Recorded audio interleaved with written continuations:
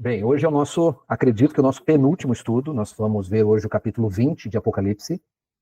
E eu queria que você abrisse lá em Apocalipse, capítulo 20, no verso 11. Nós vamos ver o final aí do capítulo 20. Nós vamos ler o final do capítulo 20, que diz assim: Vi um grande trono branco e aquele que nele se assenta, de cuja presença fugiram a terra e o céu, e não se achou lugar para eles. Vi também os mortos, os grandes, os pequenos, postos em pé diante do trono. Então se abriram livros. Ainda outro livro, o livro da vida, foi aberto. E os mortos foram julgados, segundo as suas obras, conforme o que se achava escrito nos livros. Deu o mar os mortos que nele estavam. A morte e o além entregaram os mortos que neles havia. E foram julgados, um por um, segundo as suas obras. Então a morte e o inferno foram lançados para dentro do lago de fogo. Esta é a segunda morte, o lago de fogo. E, se alguém não foi achado inscrito no livro, esse foi lançado para dentro do lago de fogo. Vamos orar? Amado Deus, graças te damos. Obrigado, Senhor, por esse tempo precioso que o Senhor está nos dando. Que o Senhor, ó Pai, através do teu Espírito Santo, nos dê entendimento sobre aquilo que vamos estudar hoje, Pai. Abençoa, Senhor, esse tempo. Abençoa, Senhor, aquilo que vou falar, que seja o teu Espírito Santo. Em nome de Jesus, Pai, nós te agradecemos. Abençoa, Senhor, aqueles que chegaram, aqueles que estão chegando e aqueles que vão assistir, Senhor, esse vídeo através do YouTube. Abençoa, Senhor, a tua palavra no nosso coração. E ele frutifique. E ele seja, Senhor, uma lembrança daquilo que há de vir e que nós vamos presenciar, porque todos passaremos por esse tribunal. Em nome de Jesus, nós te agradecemos com ações de graças. Amém, Senhor. Amém. Bem. Esse aqui é o estudo número 11. E o tema dele é a derrota do dragão e o juízo final. Nós estamos agora na última sessão paralela, é a 7ª sessão paralela. Essa 7ª sessão paralela são os 3 últimos capítulos, capítulo 20, 21 e 22.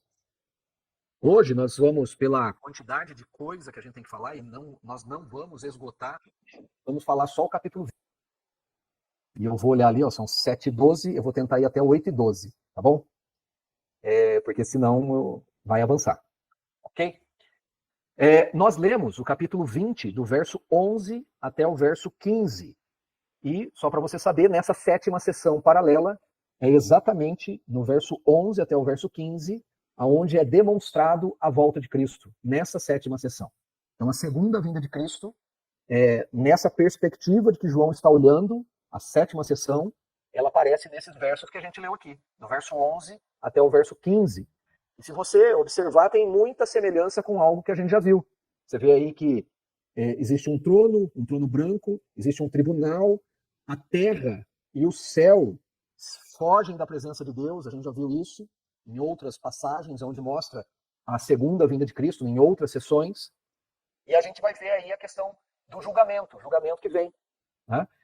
E nós sabemos que o livro de Apocalipse, ele tem um objetivo principal. O objetivo principal dele é mostrar a segunda volta de Cristo. Em todas as 7 sessões, a volta de Cristo ela está presente. Nós vimos uma a uma. Cada uma das sessões, nós vimos e lemos aonde está ali a visão que João teve da segunda vinda de Cristo. Não são 7 vindas, é uma vinda só. É uma única segunda vinda, vista sob uma perspectiva diferente cada vez que João vai mostrar para a gente uma das 7 sessões do livro de Apocalipse. Essas sessões, elas estão ali para mostrar a segunda volta de Cristo. E ele é apresentado como um fato real, juntamente com a soberania, com o propósito, o plano perfeito de Deus na história da humanidade. E ele vai conduzindo a humanidade para essa consumação, que é o juízo final, aonde temos a vitória de Cristo e da sua igreja. Esse é um resumão muito fácil de se lembrar do livro do Apocalipse. O livro do Apocalipse é para isso. E eu espero que você tenha acompanhado a lógica dessas 6 primeiras sessões que a gente viu, né, do livro de Apocalipse, e que Deus tenha lançado luz no seu coração, no seu entendimento, na sua mente, para compreender esse livro, porque ele foi feito para que nós, servos de Jesus, compreendêssemos aquilo que o Senhor Jesus está falando para nós. Vamos lembrar só rapidinho um pouco das 6 sessões que a gente viu, só para a gente ter em mente, né? Primeira sessão, capítulo 1, 2 e 3. A gente viu os 7 candeeiros, que são as 7 igrejas. A segunda sessão, capítulo 4, 5, 6 e 7. O trono e os seus 7 selos. Nós vimos na terceira sessão os capítulos 8, 9, 10 e 11. E lá nós vimos as 7 trombetas, além de outras coisas que aparecem ali naquela cena das 7 trombetas. A quarta sessão são capítulos 12, 13 e 14. A gente viu quando aparece o quarteto do mal. O dragão, o anticristo, o falso profeta e a grande Babilônia, que a gente já viu o que é. Depois nós tivemos a quinta sessão. A quinta sessão, capítulos 15 e 16. Nós vimos os 7 flagelos, ou 7 taças da ira de Deus. E na sexta sessão, que foi semana passada, no último estudo, nós vimos capítulo 17, 18 e 19. A queda do quarteto do mal. Então, em ordem inversa, né? Foi apresentado o dragão, o anticristo, o falso profeta e a Babilônia. Nessa sexta sessão, caiu a Babilônia, depois o falso profeta e o anticristo são lançados no lago de fogo. E nós chegamos ao capítulo 20, aonde agora é a sétima sessão. Capítulo 20, 21 e 22. E essas sessões, elas são paralelas, progressivas, e elas se autocompletam. A gente já viu que tem muitas coisas que aparecem nas sessões que são idênticas às outras sessões. Então elas são paralelas, progressivas, ou seja, elas vão para o fim das coisas, e elas se autocompletam.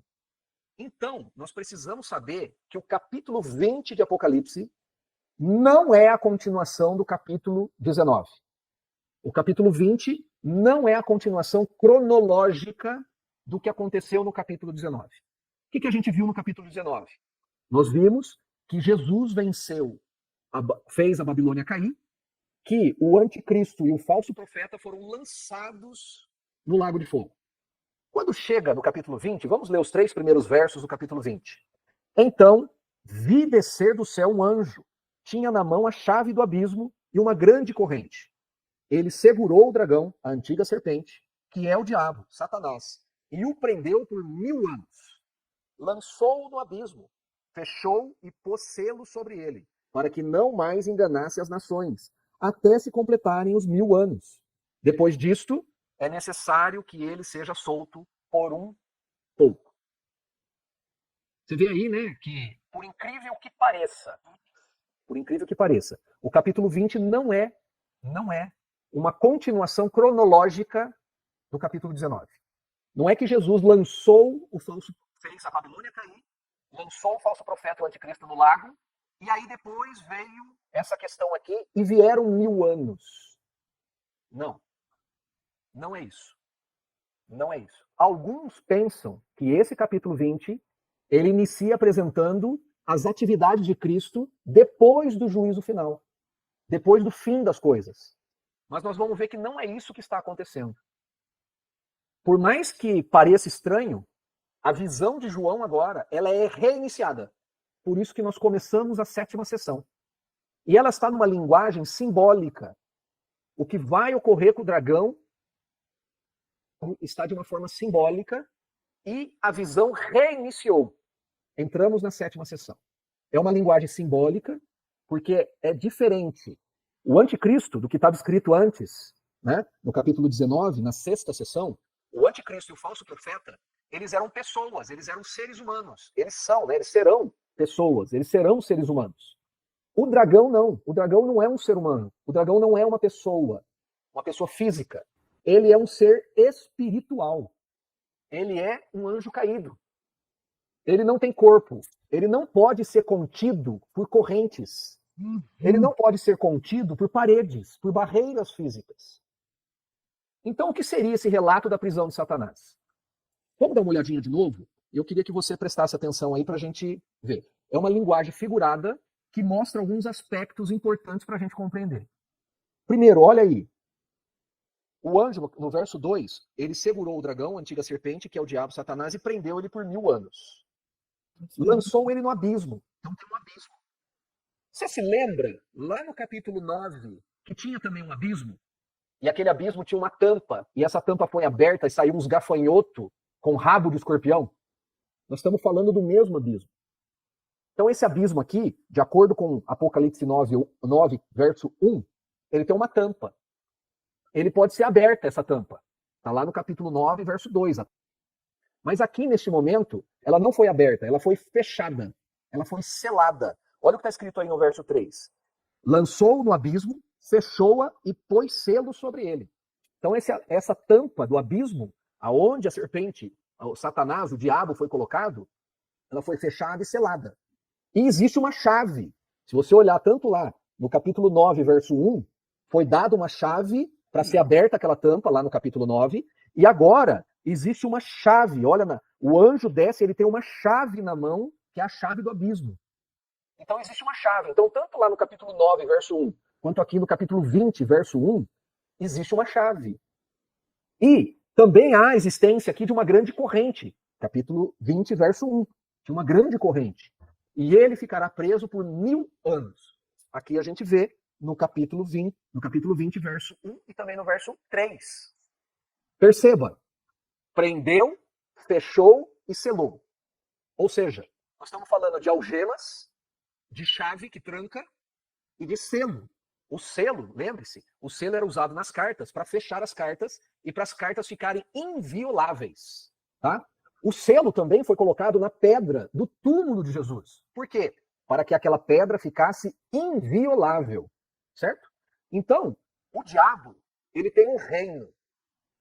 Aonde essa corrente, você vê que ela é uma grande corrente. Olha o verso 1 aí, ó. O anjo tinha na mão a chave do abismo e uma grande corrente. Você já viu um cachorro preso na corrente? Até onde o cachorro pode ir preso na corrente? Até onde a corrente deixa, certo? Mas até onde a corrente deixa ele ir, ele pode ir para qualquer lado, não pode? A mesma coisa. O diabo, ele está preso com uma corrente que é uma longa corrente. Mas ele tem uma ação. Dentro do raio dessa corrente, do raio que essa corrente pode permitir ele ir, ele tem uma ação. Então a corrente permite que ele atue nesse reino dele, que ele foi mantido preso. E esse reino dele, por incrível que pareça, está toda a raça humana. Por quê?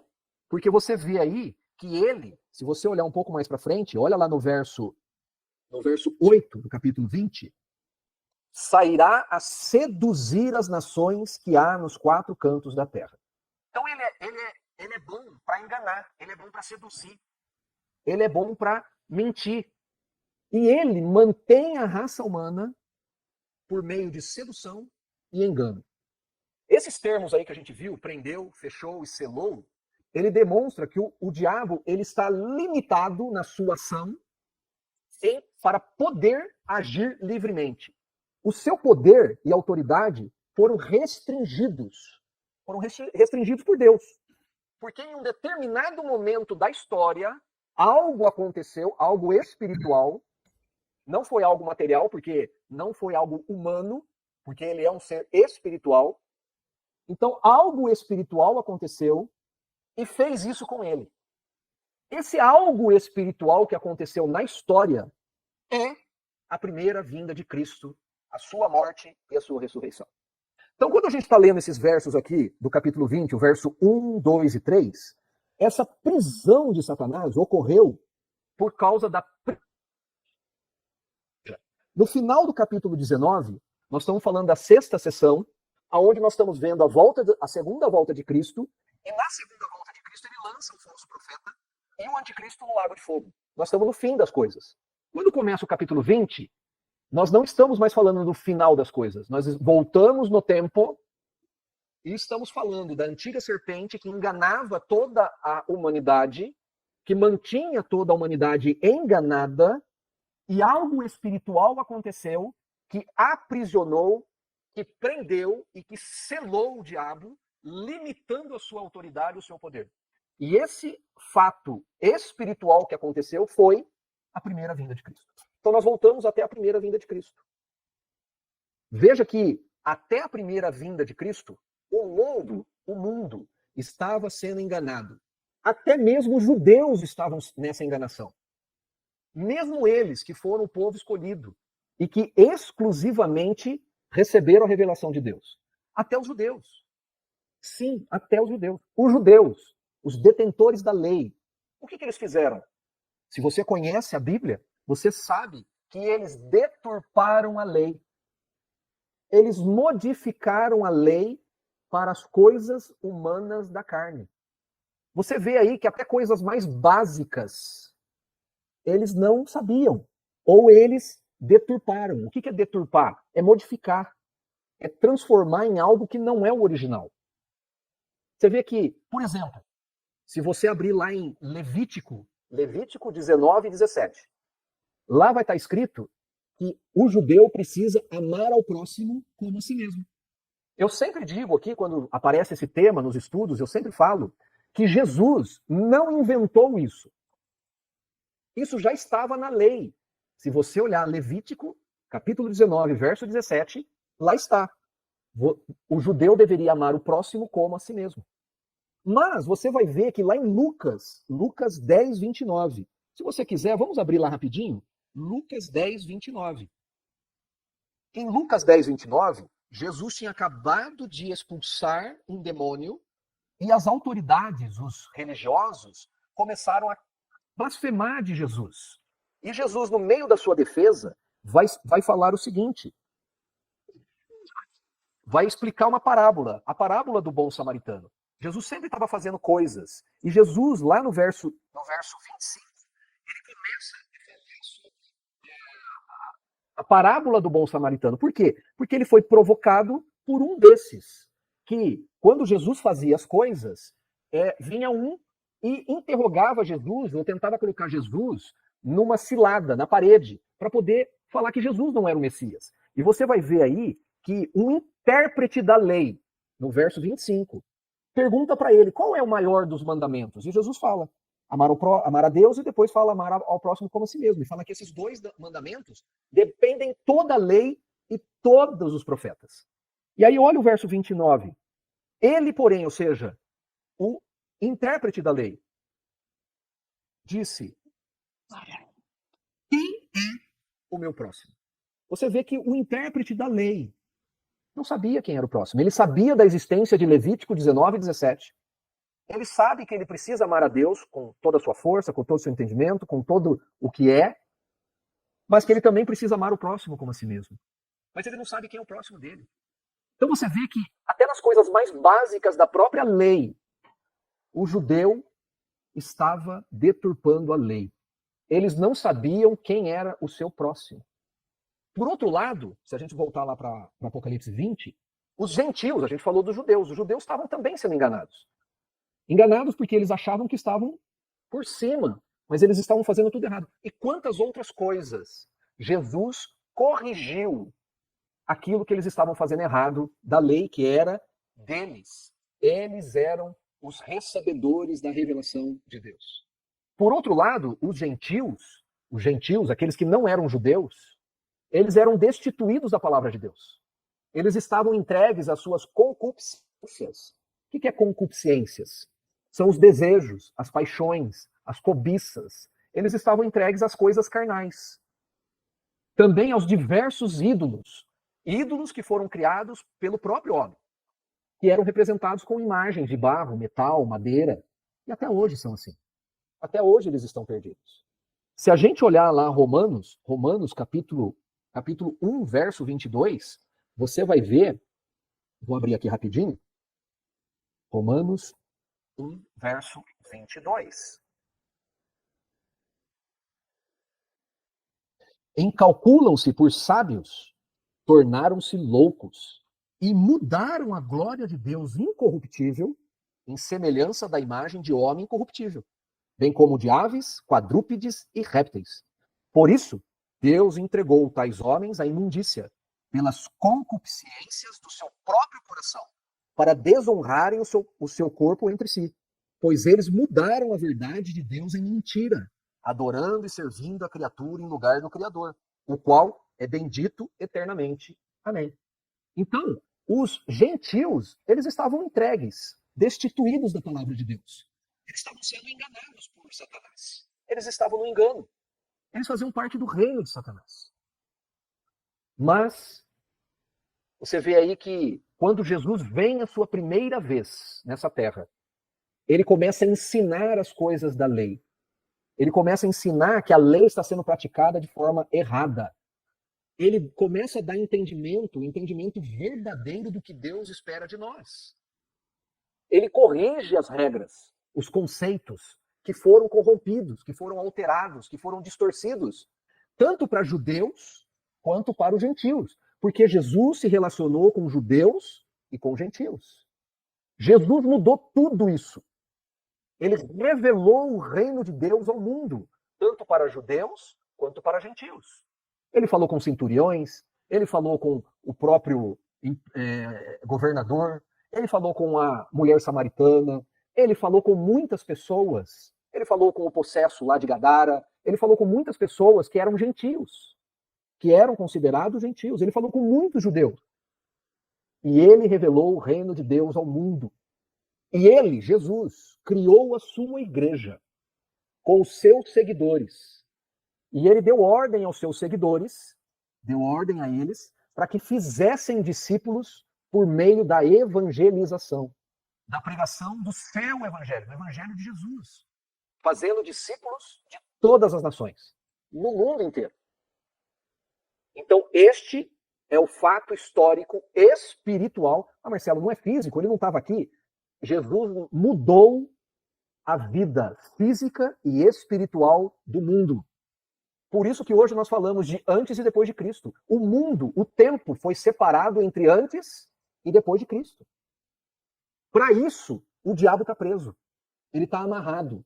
Ele está destituído de autoridade para impedir o avanço do evangelho da salvação. Enquanto as nações do mundo têm recebido essas boas novas. O Filho de Deus, ele tomou posse das nações e privou Satanás de enganá-las durante essa, vamos chamar, era evangélica. Essa era de evangelismo.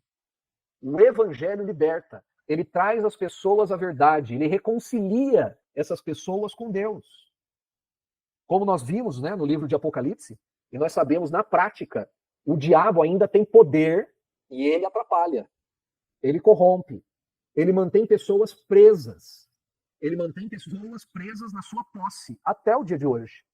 Mas o diabo ele não pode impedir que as pessoas escolham a salvação por ouvirem o evangelho. Então, quando o evangelho ele é pregado, as pessoas são arrancadas do reino de Satanás. Elas são transferidas do reino das trevas para o reino da luz, o reino de Deus. Está lá em Colossenses, capítulo 1, verso 13 e 14. Se a gente puder e tiver tempo, eu gostaria de ler junto com vocês, porque eu não gosto só de falar o versículo, eu gosto de ler para que a gente entenda. Então, Colossenses, capítulo 1, verso 13 e 14.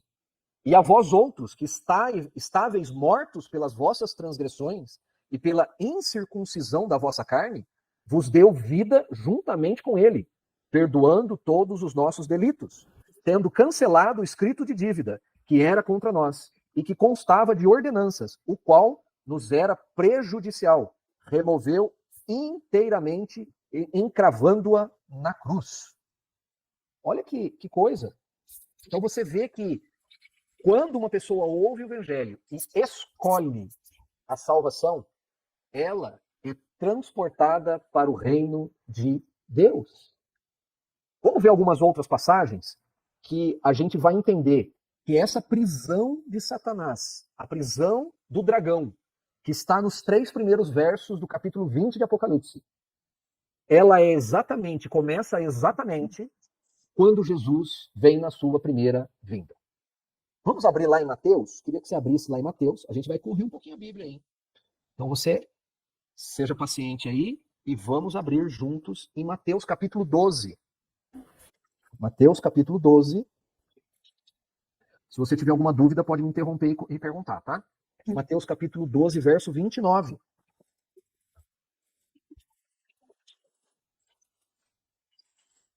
Diz assim: ou como pode alguém entrar na casa do valente e roubar-lhe os bens sem primeiro amarrá-lo? E então lhe saquear a casa? Quando eu comecei a falar que Jesus tinha curado um endemoniado, eu me equivoquei. Eu estava falando lá, mas é essa passagem aqui. Se você olhar aí no verso 22, Jesus cura o endemoniado, né, que era cego e mudo, e as pessoas começam a murmurar contra Jesus. E aí Jesus, ele vai fazer a sua defesa. Ele vai fazer a sua defesa. E ele vai falar aqui que eu expulso demônios pelo Espírito de Deus. Certamente é chegado o reino de Deus. Ou, como pode alguém entrar na casa do valente, roubar-lhe os bens sem primeiro amarrá-lo? E então lhe saquear a casa? Eu sempre li esse versículo e fiquei impressionado e pensativo, falando, o que será que Jesus quis dizer com isso? Ele está dizendo exatamente o que está em Apocalipse 20, do verso 1 ao verso 3. Ele está dizendo que ele, Jesus, ele entra na casa de Satanás, que é valente. Mas Jesus é mais valente que ele. Ele amarra Satanás e ele rouba os seus pertences. O que são os pertences de Satanás? É ouro, prata, carro, casa, plantas. Então, quando ele está dizendo aqui, quando ele acabou de expulsar um demônio de uma pessoa, e ele está fazendo essa defesa, e ele fala que quando ele entra na casa do valente, ele amarra o valente, e depois ele saqueia a casa do valente. Ele está querendo dizer isso, que ele, Jesus, por causa da sua primeira vinda, ele, por causa do evangelho, por causa das coisas que ele ensinou, e por causa do seu nome, e por causa do Espírito Santo que há no mundo, ele saqueia a casa de Satanás, porque ele está preso com correntes. Ele não pode lutar contra Jesus. Jesus saqueia a casa dele. Olha que coisa. O diabo tem uma casa, ele tem um reino, e ele guarda debaixo da sua potestade todos aqueles que não têm o selo de Deus. Esta é a verdade que percorre todo o livro de Apocalipse. Você vai ver que ele mantém pessoas aprisionadas com ele. E Cristo, Jesus Cristo, é o mais valente, que entra no território de Satanás. Entra na casa de Satanás, vence Satanás e tira de lá as almas que não pertencem a Satanás. Que coisa, né? Que coisa. Vamos lá para João, primeira carta de João. Primeira carta de João, capítulo 3, verso 8. Primeira carta de João, capítulo 3, verso 8. Está dizendo assim, ó. Aquele que pratica o pecado procede do diabo, porque o diabo vive pecando desde o princípio. Para isso se manifestou o Filho de Deus, para destruir as obras do diabo. Você vê aqui que dá um entendimento para a gente que desde o início o diabo peca, ele vem pecando e ele transformou a humanidade naquilo que ele tem como propriedade, o pecado. Jesus, quando veio na sua primeira vinda, ele veio para destruir as obras do diabo. Vamos agora para Lucas. Lucas, Evangelho de Lucas. Evangelho de Lucas, capítulo 10. Evangelho de Lucas, capítulo 10, verso 17 e 18. Então regressaram os 70, possuídos de alegria, dizendo: Senhor, os próprios demônios se nos submetem pelo teu nome. Mas ele lhes disse: eu via Satanás caindo do céu como um relâmpago. É uma outra coisa que eu sempre tive curiosidade. Por que será que Jesus falou isso? Significa que, por causa do nome de Jesus, aqueles que foram enviados, se você lembrar, esses 70 são os discípulos que Jesus enviou, com a autoridade de Jesus, para libertar, para evangelizar.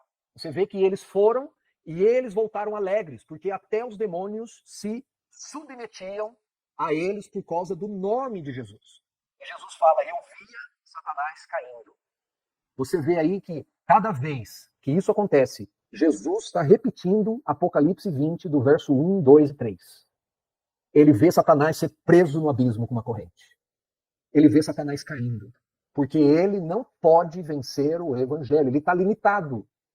Ele está limitado. Interessante isso. Não sei se você já tinha percebido isso, eu nunca tinha percebido. Que bom que nós estamos estudando junto, né? Agora eu queria que você fosse até o Evangelho de João. Evangelho de João, capítulo 12, verso 31 e 32. Evangelho de João, capítulo 12, verso 31 e 32. Jesus disse assim: chegou o momento de ser julgado este mundo, e agora o seu príncipe será expulso. E eu, quando for levantado da terra, atrairei todos a mim mesmo. Mais uma vez, Jesus está falando de Apocalipse 20, verso 1, 2 e 3. Ele está querendo dizer que o diabo foi expulso. ele foi retirado, ele foi colocado dentro de um abismo. E ao contrário do que aconteceu com ele, Jesus agora será exaltado, será levantado. E quando isso aconteceu? Quando Jesus veio na sua primeira vinda. Ele disse: agora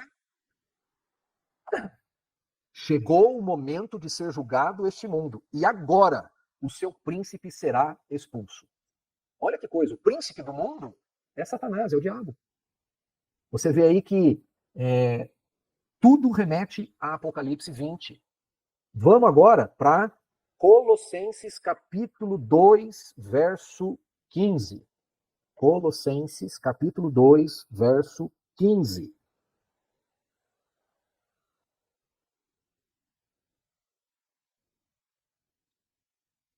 É o mesmo. Você vê lá, o verso 15 diz assim: e despojando os principados e as potestades, publicamente os expôs ao desprezo, triunfando deles na cruz. Então você vê mais uma vez o fato espiritual, histórico, que fez com que o diabo fosse exposto ao desprezo. Ou seja, ele foi acorrentado, ele foi preso, ele foi selado, foi na cruz. Foi triunfando na cruz. Jesus se manifestou para expor o diabo e as suas hostes ao desprezo. Olha que coisa. Vamos agora para Hebreus. Hebreus, hoje você vai aprender a usar a Bíblia, hein? Vamos para Hebreus. Hebreus é um pouco antes de Apocalipse.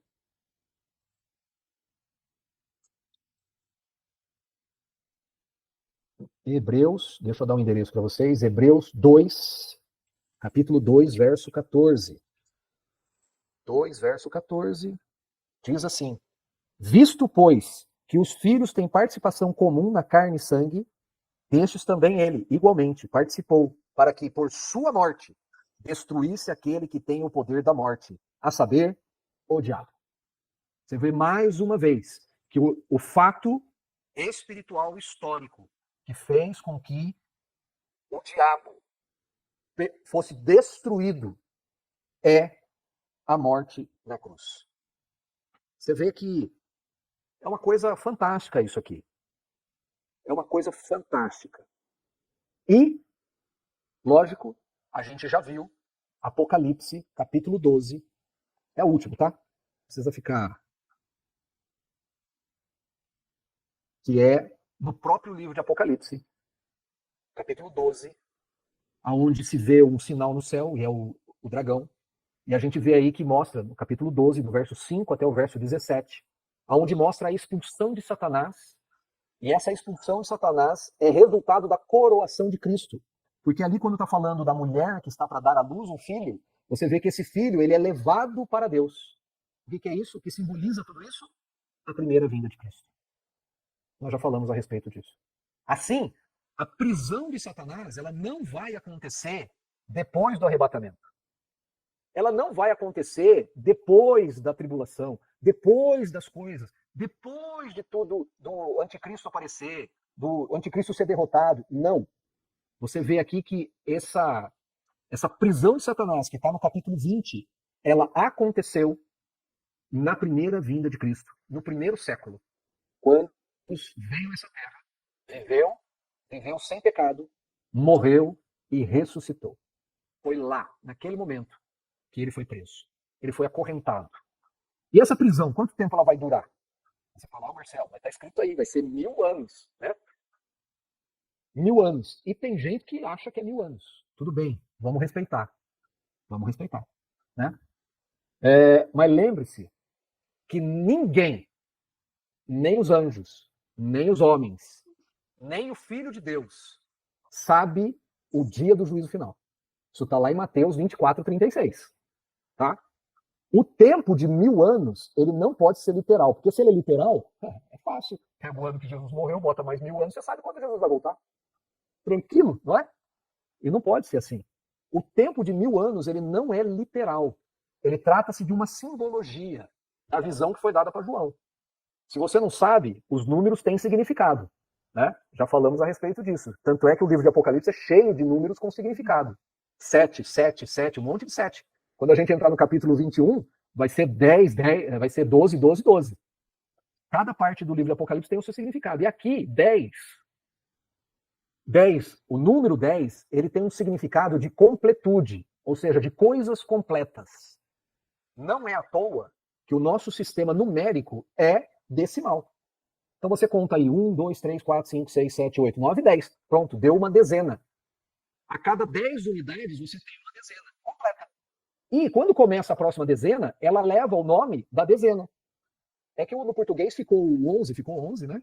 O 12 ficou 12, o 13 ficou 13, e o 14, 14. Mas os outros, né? O 15 também. Mas 10 é 6, 10 é 7. Você sempre vai falar o 10. 10, 8, 10 é 9. E no 20? 21, 22, 23. Então você vê aí que o 10, ele vai mostrar coisas completas. Então a família do 20 é do 20 ao 29. É a família. Hã? São 10 números. Então o 10 ele tem esse significado de coisas completas. 1000 é 10 elevado ao cubo. É 10 vezes 10 vezes 10.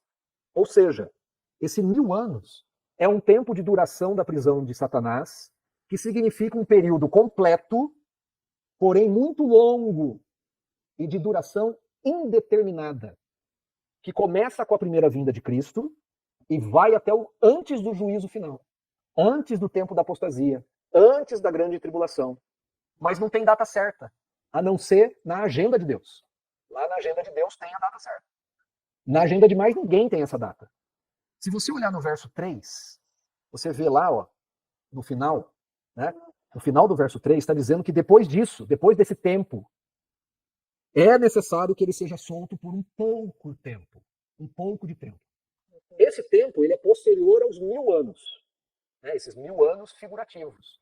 Tempo onde ele vai se revelar ao mundo por meio do anticristo e do falso profeta. Não sei se você se lembra, mas lá no primeiro estudo, nós falamos das correntes que trazem esse livro aqui. Né? A corrente pré-milenar, pós-milenar. E eu falei para vocês que nós estamos estudando, e eu creio, na corrente amilenista.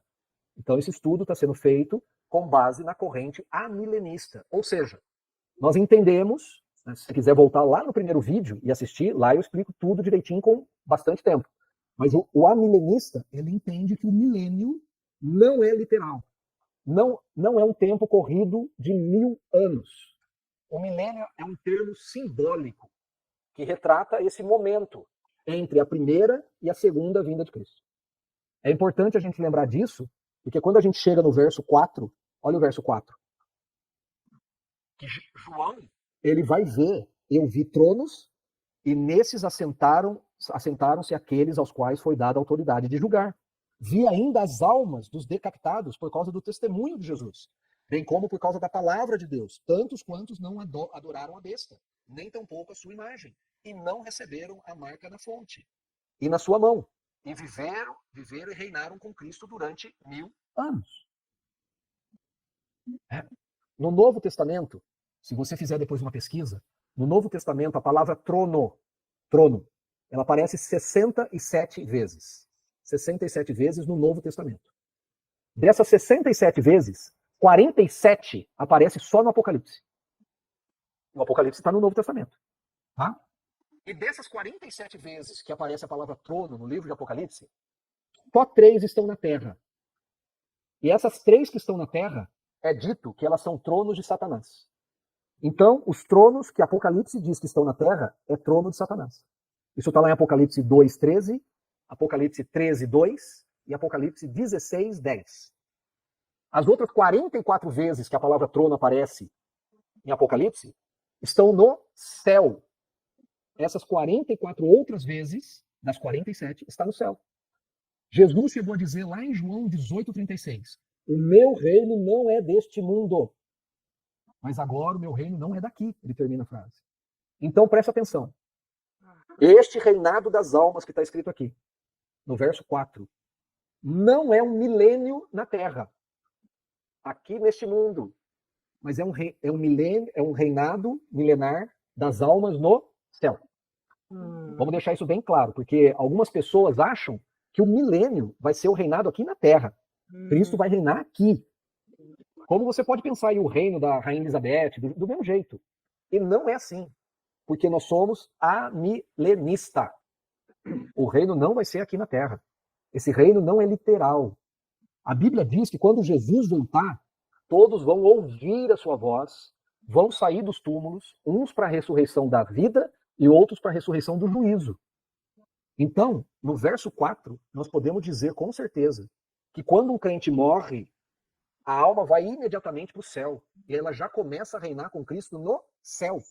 Porque você vê que aqueles que estão ali junto com Cristo, no verso 4, são pessoas que morreram por causa do testemunho de Cristo, por causa do evangelho de Cristo. Se você voltar lá também em Apocalipse 6, no verso 9 até o verso 11, você vai ver que João já tinha visto essas almas embaixo do altar, clamando. Então, essa alma glorificada, a nossa alma, ela é glorificada e ela volta para Jesus. O corpo vira pó, porque do pó foi feito e do pó vai voltar, certo? Tudo bem? E aí, então esse reinado não é na Terra. Esse reinado não pode ser na Terra, tá? E aí a gente chega no verso 7, que é o verso que antecede a volta de Cristo. Você vê aí que nós retomamos a questão da soltura do diabo. É a partir do verso 7 que ele é solto, por um tempo, após esses 1000 anos. Esses 1000 anos figurativos. O diabo ele vai seduzir muitos, está escrito tudo aí. E esses muitos, olha como que é, no final do verso 8, o número desses é como areia do mar. Vai ser muita gente que ele vai seduzir, gente. Ele vai seduzir muita gente. E esse exato momento que nós estamos lendo aqui no verso 9 agora, que eles estão marchando, é exatamente o Armagedon, que nós já vimos em Apocalipse 16, 16, em Apocalipse 19, 19, e agora em Apocalipse 20, verso 9. Então você vê que os textos são paralelos. Não é que depois dos 1000 anos vai ter de novo uma outra batalha. Não. É a mesma batalha do Armagedon que está dizendo lá em Apocalipse 16 e em Apocalipse 19. Você vê aí que Jesus derrotou o anticristo, ele derrota o falso profeta, e agora ele vai derrotar o diabo. Ele vai derrotar o diabo no verso 10. Lá em 1 Coríntios, capítulo 15, verso 25, 24 e 25, diz assim: E então virá o fim, quando ele entregar o reino ao Deus e Pai, quando houver destruído todo o principado, bem como toda a potestade e poder, porque convém que ele reine até que haja posto todos os inimigos debaixo dos pés. Então você vê que ele reina por esses 1000 anos, Jesus já está reinando por esses 1000 anos. E ele vai reinar até que haja posto todos os inimigos debaixo dos pés. A Babilônia caiu, o anticristo, o falso profeta foram lançados no Lago do Fogo, e agora o dragão também é lançado no Lago do Fogo. Mas isso não é um fato posterior. É um fato que foi feito junto com o anticristo e junto com o falso profeta. E você vê aí que muita gente acha que o diabo está reinando no inferno, né? Que o inferno é do diabo. Não é? Então vê aí nos filmes dizendo que o inferno é do diabo e que lá o inferno é o reino do diabo. Não. O diabo não vai reinar. Ele vai para o lago de fogo e ele vai ser atormentado. Atormentado. E aí vem, depois que ele é vencido, jogado no lago de fogo, vem o verso 11, que nós já lemos, que é a vitória de Cristo. É quando ele vem pela segunda vez. Ele vem para a segunda vez e o Senhor está no trono. E ele vai começar a julgar as pessoas. E a gente já viu que em outras passagens, que também mostram a segunda vinda de Cristo, em outras sessões, também tem a mesma cena. De pessoas sendo julgadas, o trono, as montanhas e as ilhas fogem e tudo mais. A gente sabe que será um dia terrível. E a gente vê aqui que o Senhor está no trono e todos serão julgados. Nós já vimos que o grande dia do juízo, todos vão comparecer ao tribunal. Todos. Perdidos, aqueles que estão perdidos e os salvos vão comparecer. Você sabia? É o que está escrito aí, ó. Todos virão. Todos, grandes e pequenos. Aqueles que morreram há muitos anos, aqueles que foram afogados, aqueles que foram incendiados, aqueles que foram comidos por feras, aqueles que estão apenas enterrados, até em cemitérios que a gente nem sabe onde existe. Todos, sem exceção, vão ouvir a voz do Senhor e virão a esse julgamento. Lá em João, no Evangelho de João, capítulo 5, verso 28 e 29, diz assim: Não vos maravilheis disto, porque vem a hora em que todos os que se acham nos túmulos ouvirão a voz e sairão. Os que tiverem feito bem, para a ressurreição da vida. Os que tiverem praticado mal, para a ressurreição do juízo. Olha o verso 12 aí, ó. Vi também os mortos, os grandes e os pequenos, postos em pé diante do trono. Então se abriram livros. Todos diante do trono virão os livros e serão abertos os livros. Os livros serão abertos e todos serão julgados pelas obras que fizeram. Serão julgados pelas palavras, pelas ações, pelas omissões, pelos pensamentos, por tudo. E à medida que esses livros são abertos, as pessoas vão acumulando a culpa. Por quê? Porque o salário do pecado é a morte. Ninguém vai ser absolvido naquele dia por aquilo que está escrito nesses livros. Ninguém. As nossas obras não salvam. As nossas obras não são suficientes para levar a gente para o céu. Ai, Marcelo, e agora? Graças a Deus, o versículo não terminou ali. Porque o versículo continua. E ele está escrito assim: ainda outro livro. É um só. O livro da vida. Você vê que são abertos livros. Muitos livros. Para poder julgar as pessoas. Mas vai ter apenas um livro. O livro da vida. Ele também foi aberto. E foram julgados um por um, segundo as suas obras.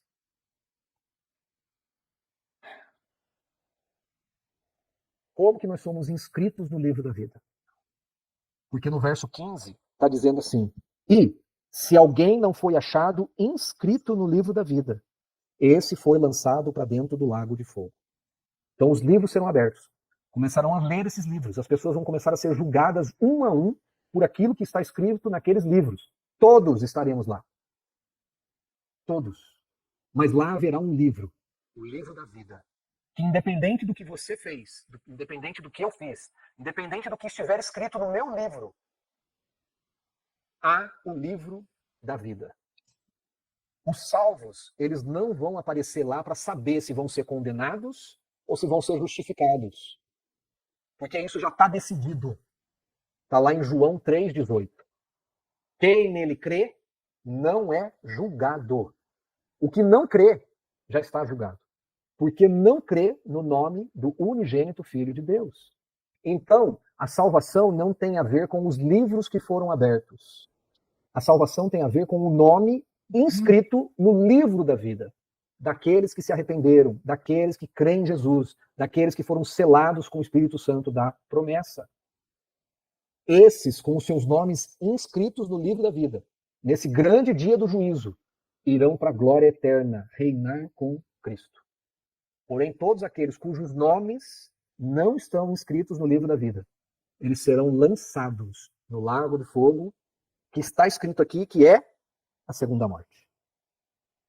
Interessante que, como eu disse para vocês, o diabo não vai reinar no inferno. Por quê? Porque o próprio inferno, porque a gente acha que o lago de fogo é o inferno. E não é. Porque está dito aqui no verso 14, que a morte e o inferno também foram lançados dentro do lago. Então você vê que essas coisas abstratas, que é a morte e o inferno, também. A salvação é de graça, mediante a fé. Apesar da salvação não ter sido de graça. Porque ela precisou da morte de uma pessoa, de um ente divino que não tinha pecado. Quem que vai ser lançado no lago do fogo? O anticristo, o falso profeta, o dragão, os ímpios que não estão com o seu livro escrito no livro da vida, a morte e o inferno. Todos esses estarão dentro do lago de fogo, sendo atormentados por toda a eternidade. Você viu lá que a gente leu lá em 1 Coríntios? 1 Coríntios 15? A morte é o último inimigo a ser vencido.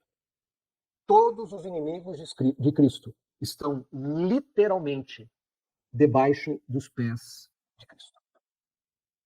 Que coisa, hein? Que coisa. Bem, 8:14. Eu vou encerrar o estudo aqui.